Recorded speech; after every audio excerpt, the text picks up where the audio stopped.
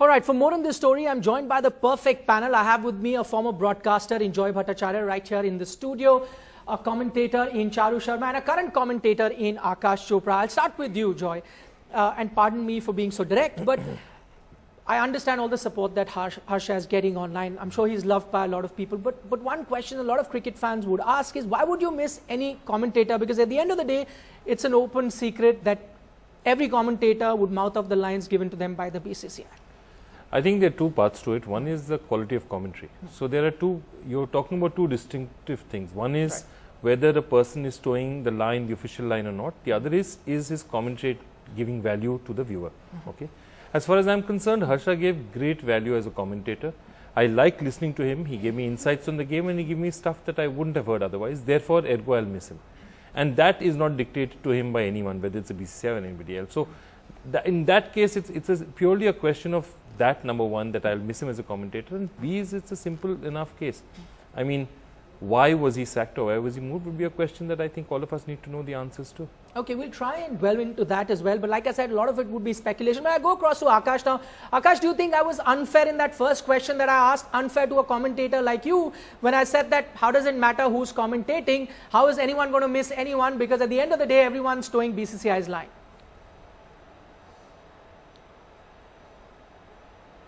Nikhil, you are not wrong, because I firmly believe that commentators are incidental. The real thing is the game that's happening. So that's the content, and content is boss. Regardless of who is commentating on it, though I agree with Joy that commentators are supposed to embellish the pictures and tell you a story that you haven't heard earlier, or you may have missed something. So that is there. But to be very honest, I've never been told. I've worked on the BCCI, I worked in the IPL as well. I've never been told, and I swear to God that I've never been told that this cannot be said or that cannot be said, and you have to toe a certain line. We have heard about it. All of us have heard about it, but nobody has come up to me and told me, Akash, this is not right. This is what you're not supposed to say. And I was on the IPL commentary panel, World Feed, Sony, did the entire World T20 for Star. Did the World Cup earlier for Stars, so nobody has actually come up to us and told me, at least not me. Maybe others, I can't say for everyone else, but I have not been told anything yet. Okay, Akash says he hasn't been told. I'll get to Joy also in a short while from now. But Charu, to you first, do you think it's a reality now in cricket broadcasting that there are certain rules there and you have to follow that? Were you a victim of that while you were commentating ever? Well, I haven't done this for a while, so no, not directly, no. But Akash has already sworn to God that there's no such case, so we'll have to take his word for it, won't we? Over the years, I think a lot of intelligent commentators have learnt where the line is, and I think are following that line themselves. But I do remember about 5-7 years ago or sometime, Ian Chappell coming out, and he was about the only guy who said that I've got a clause or two that I don't like in this contract between with the broadcaster for an India-Australia series, and therefore I'm not going to do this because nobody should restrict what I have to say. And the truth is that I think a lot of very good commentary rests on neutrality, if I can use the term, where you're not really, you don't have any agenda one way or the other. So I think that is a very strong base of good commentary, that level of neutrality, and that must not be touched. And if there's any organization touching that or fiddling with it, then I think the whole quality of commentary tends to, I hesitate to use the word deteriorate, but it certainly becomes a little one-sided. And I think intelligent viewers can easily guess that somebody has been told to restrict a certain set of comments, and it becomes a little too obvious. Okay, I'm going to take that question to you, Joy. Since you mentioned in the beginning, there are two little things here. One, getting insights into the game, the other being neutral or being objective about it. Wouldn't it affect you as a cricket viewer who's looking for both these things? You might get a lot of insight or knowledge, or let's take Harsha's example for that, from Harsha Bhogle commentating, but somewhere there's no neutrality, there's no objectivity. Doesn't that affect your cricket viewership? It always will. And I think the basic point is that we haven't, I was looking at it as a classic example of, in India you have executive, legislature, judiciary, and you're moving around. And what's happening is that in this case, unfortunately, all the powers are vested in one place. And nowhere in the world does, cricket boards run commentary panels. And I think the BCCI is doing a marvelous job of promoting big tournaments, getting a lot of money into the game, promoting the sport, paying ex-players. they really don't need to bother about this. I mean, they can leave. Definitely, how the game should be telecast or broadcast or taken across shouldn't be their business unless it's something that is seriously hurting them. Okay, let me ask you as a broadcaster, as a former broadcaster, is this present day reality that the board does meddle in the way commentators talk and behave on air? So look, in the time that I was there, and unfortunately, I didn't have to deal with the Indian board, but we never had such restrictions. All our restrictions were our own restrictions, and they had to do with 2-3 things. It was to do with racism. Okay, anything racist on air was not allowed, abusive, not allowed. Otherwise, by and large, we let our commentators do what they did best, which is tell stories.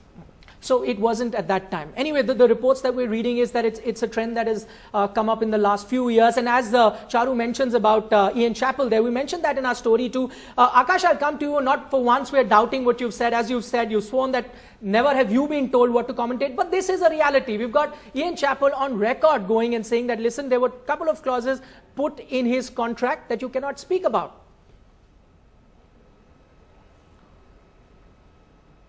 Well, and he has every right to be uncomfortable about it and saying no, and that's what he did. So, to each his own, Nikhil. I'm not privy to the content of his contract that he was offered. I'm only privy to the contract that I've been offered, and it's been objective in even that game. So you don't have to be a cheerleader for sure. You don't have to be there waving the Indian flag while you're commentating. You can be completely objective. That's absolutely fine. If you don't believe me, watch Star Network. We've been doing that, like that game against Bangladesh.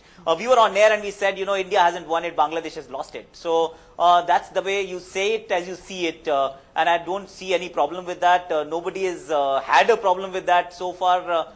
So that's where my actually view will end on this, because I've not been told, nobody in the organization has told me that this is acceptable, this is not. Like Joy said, certain rules are there. You can't make accusations if you can't prove them. So that is something that obviously you need to be careful about, because this is the era of match fixing, spot fixing, and whatever else. Racism is something that you have to be careful about. You can't be abusive on air. So these are the basic diktats, but they should be there. I think these are only fair. Okay, now let's talk about the Harsha Bhogle issue. As we said, we don't know for certain what the reason is, but as a professional, if you're working in any company as a professional, you could be sacked for 2 reasons. Either you're incompetent or you've shown some sort of indiscipline. Surely Harsha is not incompetent. He's one of the most loved cricket commentators on the planet. So it has to be some reason beyond cricket. That itself lends a lot of doubt to this entire case, that something beyond cricket is being looked at as a professional cricket commentator, which it shouldn't be. I completely agree. I completely agree, and I just think, leave alone everything else, I just think that for the sake of closure, there should be an explanation of why it was done. That's all. I mean, I think it's simple enough. Whether the reasons are defensible or not defensible, somebody needs to say that this was the reason that it happened. And I think what bothers people more, and I think what will happen if you say that, is at least you'll get a sense of where it is and what it is, and that can be debated on whether it's right, incorrect, you agree, disagree.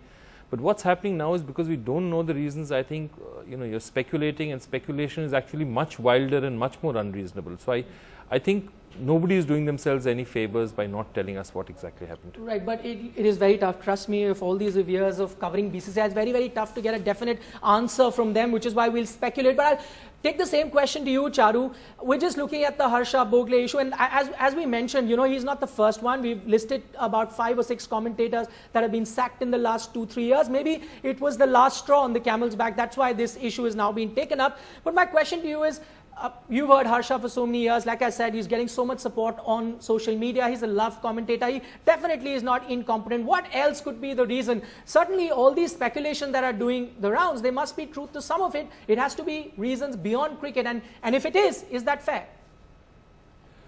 Well, Nikhil, I really, I'm not a social media type, so I don't know what's been going on here. And there has to be something. I mean, people, as you said, don't relieve somebody of the responsibilities for absolutely no reason at all. I think we'll never get to hear why, and those who employed him or contracted him are perhaps within their rights to actually not say why. So we can't badger them. After all, it's a private contract, and there are many, many other reasons, good or bad, or whether we like it or not. And these are just issues that develop. Now, in many other commentators' cases, as you mentioned, it's something very specific, something said on air, something that was definitely not allowed or permissible on air. But in this case, that appears not to have been the question, or at least not that I know of any. And, we can feel sorry for him, and of course many others who, God forbid, are in such a situation. But I think, you know, I really don't think we have a right to enter the reasons of a private contract. I mean, many people get laid off for many other reasons. It's not only incompetence or whatever else. Okay. Now to the bigger issue of all commentators, and this is a perception, no qualms in saying that a lot of them are perceived to be yes men of the BCCI. So in that case, their sacking is their own doing, would you say? Because if you remain a yes man, as soon as you say no, that's going to make your employer uncomfortable and you'd get the boot. Look, let's take first the reality of the situation. I mean, Right. commentating is easily the most lucrative of all the things that you could be doing in sports broadcasting. Journalism, sports journalism, otherwise is not at all lucrative. I mean, comparatively not at all lucrative. If I have to make a living and I'm told that, okay, this is what you need to do to make a living and you to a line, you commentate in your cricket, but these areas are not there. I would follow that line. I may question, you may ask and question me saying that, you know, that's a philosophical argument, you know, I don't believe in it. And Ian Chappell had the right to do that and say, bully for him. You know, that's fantastic, that's great. But I don't think most people in this country or most commentators who are here have that opportunity to turn around and say, look, I believe in freedom, I'm going to walk away from 3.5 lakh rupees a day for 50 days a year. Right. I'm sorry, that just seems very unrealistic to me. The problem can't be solved by people saying no. The problem has to be solved by saying that, look, this is like legislature and judicial and, you know, the executive having separate powers. People who run the sport shouldn't also be commentating on the sport. Everywhere in the world, a Channel 9 or a Channel 10 will be doing that. There would be certain guidances from the Australian Cricket Board, but it certainly wouldn't be about this commentator, I like his face, or that commentator, I don't like his face. Certainly okay. not. Akash, to you, since I spoke about the social media as such, you're on social media. I want to tell us about, you know, some sort of feedback that you get from cricket viewers there. Can cricket viewers or cricket fans see through when a commentator is being biased or he's towing a line? Do you think the cricket fan of today is very knowledgeable and can see through, and this is something that the commentators need to guard against? So then they are caught between a, you know, in a catch-22 situation. What do? Toe the line or follow what the fans really want to hear? You know, Nikhil, I'm really new to this profession. It's just a year and a half old. So the stuff that I have received on social media, it's been encouraging. At times it's scathing that I don't like you at all, so get off, don't speak.